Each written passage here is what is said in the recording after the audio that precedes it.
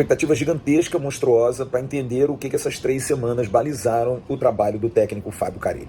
Algumas modificações parecem claras, a entrada do zagueiro Maurício Lemos na quarta zaga, apesar das boas atuações do Lucas Freitas no Campeonato Carioca, a provável titularidade de Paulinho no meio de campo, apesar do uso de 3 jogadores nessa posição em 2 jogos amistosos. Jair e Souza também treinaram contra Maricá e Boa Vista, mas o Paulinho ganha a condição de titular. A priori, é ele que vem por dentro. Felipe Coutinho de volta, depois de lesão, depois de umas semanas de recuperação. Jogador que para mim é um ponto de equilíbrio e que dele se espera muito e acho que ele pode ajudar. Depende muito da questão física, a gente entender como é que o Felipe Coutinho vai suportar uma carga tão forte de jogos dia após dia.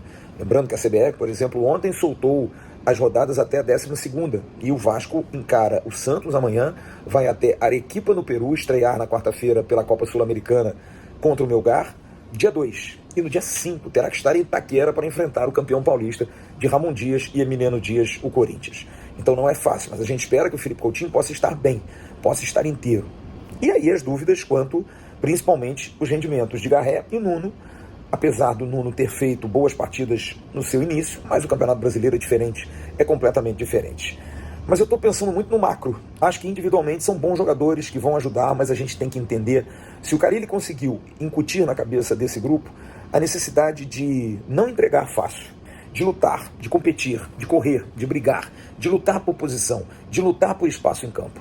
Acho que é fundamental que esse time do Vasco entenda essa filosofia, entenda o que é jogar no Vasco.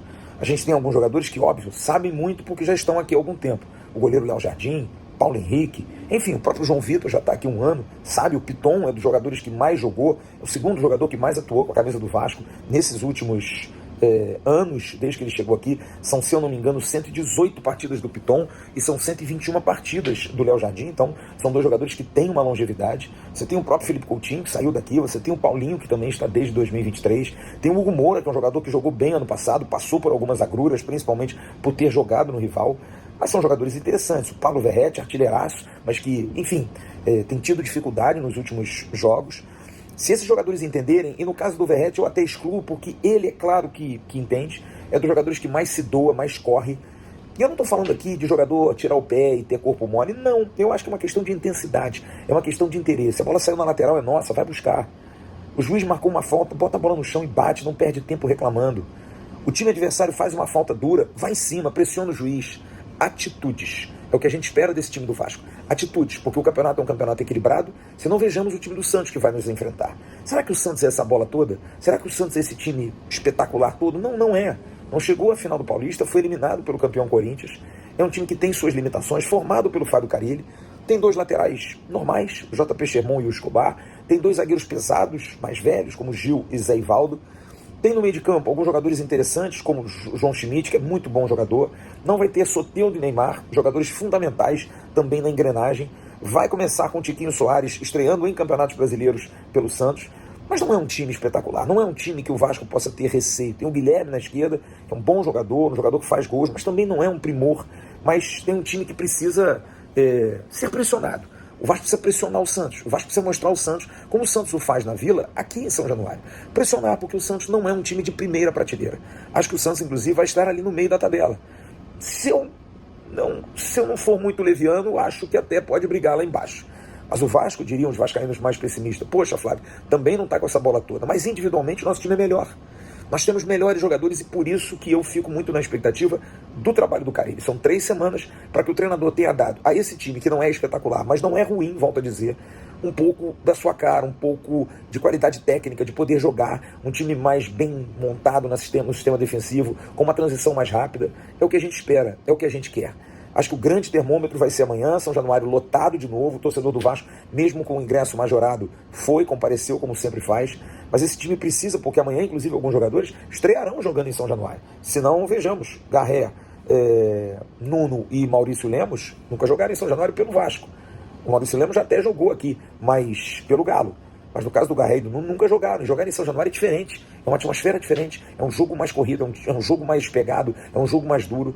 E a gente tem que entender isso. Mas o Vasco precisa jogar em cima do Santos. Precisa pressionar o Santos. Precisa valer o fator casa. Precisa fazer o Santos se sentir acuado.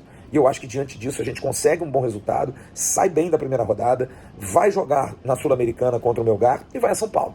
segurando, de repente poupando alguém para o jogo do Corinthians, mas procurando trazer pontos. O Campeonato Brasileiro é um campeonato de resistência, durabilidade. Ganhar em casa, obrigação. E fora de casa, se você puder somar um ponto, melhor ainda. Léo Jardim, Paulo Henrique, João Vitor, Maurício Lemos e Piton, Hugo Moura, Paulinho Coutinho, Garré, Verrete e Nuno, o mais provável Vasco.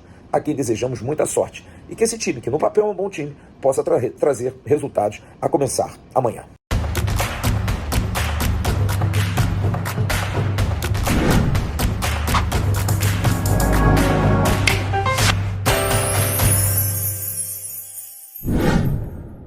Ontem, depois de exatamente 12 anos, foi-se confirmado que a torcida organizada Força Jovem do Vasco, a FJV, ela vai voltar às arquibancadas. A Força Jovem do Vasco, depois de uma longa punição de 12 anos, voltará às arquibancadas de São Januário, do Maracanã e de todos os estádios ao longo desse Brasilzão.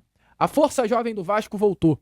O Vasco tem de volta, após 12 anos, a principal torcida organizada do seu clube.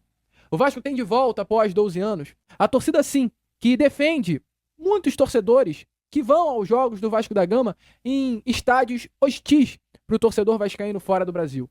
Uma torcida que, para mim, e eu falo porque eu não tenho apego político a ninguém, eu não sou ligado politicamente a ninguém, é muito importante para o Vasco. Vasco e Força Jovem caminham lado a lado. Essa é a minha opinião. O Vasco ele ganhou muito com a Força Jovem e perdeu muito sem a Força Jovem. Mas ao mesmo tempo que eu digo que é importante a informação sobre o retorno da Força Jovem às arquibancadas, eu falo. O que a torcida do Clube de Regatas Vasco da Gama fez também sem a Força Jovem é digno de aplauso. O torcedor vascaíno ele ficou órfão a partir do ano de 2013 com a suspensão da Força Jovem. E se virou. E se virou. Se virou fazendo uma linda festa nas arquibancadas. Se virou fazendo história nas arquibancadas. Com movimentos sendo criados. Com novas torcidas surgindo e ganhando os cantos das arquibancadas. Então, desde já, aqui eu começo a Acorda Vascão de uma forma diferente e eu aviso. Um recado mesmo. E espero que esse recado chegue. Hoje é um dia de felicidade diante da notícia do retorno da força. Mas eu espero muito que tudo que se foi criado nesses últimos 12 anos, com movimentos sendo criados, com novas torcidas surgindo, ganhando força, tudo isso não venha ser jogado no lixo. Não é porque a força voltou que as outras torcidas elas foram embora, ou que as outras torcidas merecem serem excluídas. O Vasco é um clube que, eu vou confirmar aqui a vocês, o Vasco da Gama é um clube que ontem, sexta-feira, dia 28 de março, completou 100 anos da compra do terreno para a construção de São Januário. Há 100 anos atrás, vascaínos, igual a mim, igual a você, estavam se unindo para comprar o terreno que ali iria ser construído São Januário.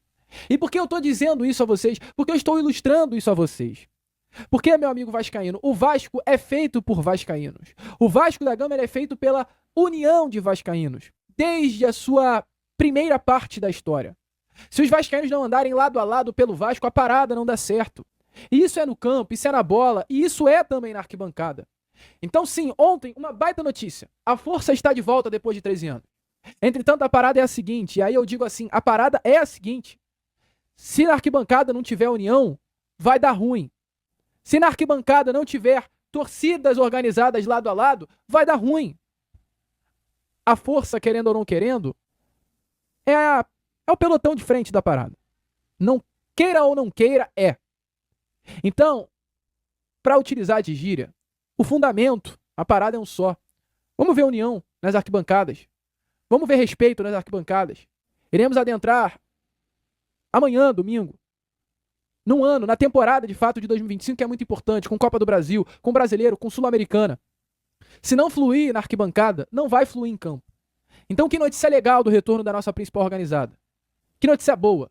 Eu espero que esse retorno dê muito fruto dentro das 4 linhas. Eu espero que, de fato, a torcida do Vasco seja 12º jogador, mas com união. E aí, para fechar essa introdução, já com essa informação, a gente traz a vocês aqui a nota da Força Jovem que falou ontem sobre isso. Então, vamos lá. Abre aspas. Agora é oficial. Sobreviver não é o mesmo que viver. E muitas vezes nos contentamos com uma miragem de felicidade até que uma segunda chance abra nossos olhos. Ao longo de mais de 12 anos de punição, a Força Jovem do Vasco apenas sobreviveu. Foi mais de uma década sem poder fazer o que nascemos para fazer, festa na arquibancada. Agora, por merecimento daqueles que não nos abandonaram e seguiram trilhando um caminho de união e paz, recebemos uma nova chance para podermos viver. Viver intensamente ao lado do Vasco. apoiando e cobrando para que possamos voltar a reencontrar as glórias que conquistamos juntos no passado. A FJV agradece todas as nossas lideranças, componentes, simpatizantes que estiveram conosco, mesmo nos momentos mais difíceis da nossa história. Agradecemos as nossas co-irmãs, que mantiveram a chama do caldeirão acesa durante todos esses anos, fazendo com que a supremacia dos anos 80 e 90 se mantivesse nos dias de hoje. Estamos voltando para somar ainda mais, é sobre isso, tá? Voltando para somar ainda mais e juntos recolocarmos o Vasco no lugar que jamais deveria ter saído. No jogo deste domingo, 30 contra os Santos, vista a sua farda e eu me arrepio. Vista a sua farda e vem apoiar o Vasco conosco.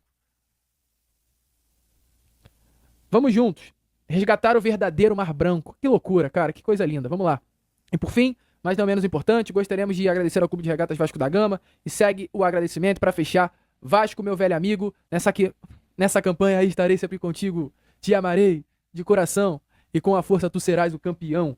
Aqui se aprende a amar o Vasco. Então, domingo é dia de branco, domingo é dia de força, domingo é dia de resgatar esse Mar Branco nas arquibancadas do nosso Caldeirão, que há 12 anos, infelizmente, não é visto. Então a força está de volta às arquibancadas, que seja um retorno de muito sucesso, que o Vasco da Gama ele seja de fato honrado. A tradição do Vasco, a história do Vasco, ele esteja alinhado com o ideal dessa nova era da força jovem nas arquibancadas do Caldeirão.